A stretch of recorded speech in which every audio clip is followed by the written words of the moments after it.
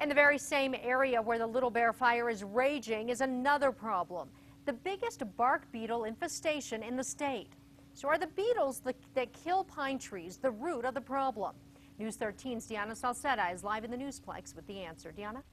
Well, Jess, bark beetles and this wildfire are actually both feeding off the very same thing. Too many trees competing for water during a drought. They are little tiny bugs, specifically bark beetles, and they're eating a wide swath across the western U.S. and Canada.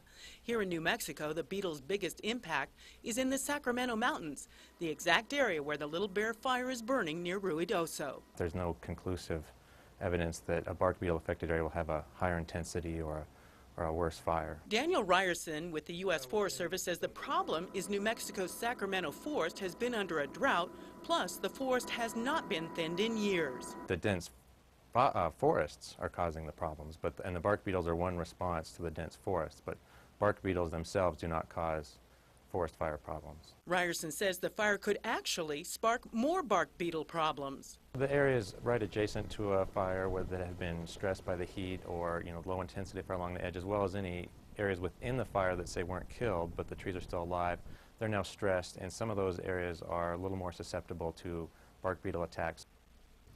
Ryerson says the key to preventing both the beetle and fire problems is to thin the forest, but he says that's very challenging because of shrinking government dollars. Jess, back to you. Okay, Deanna, bark beetles can essentially kill the tree in only 6 weeks, but it takes a year for the tree's needles to turn sickly rust red.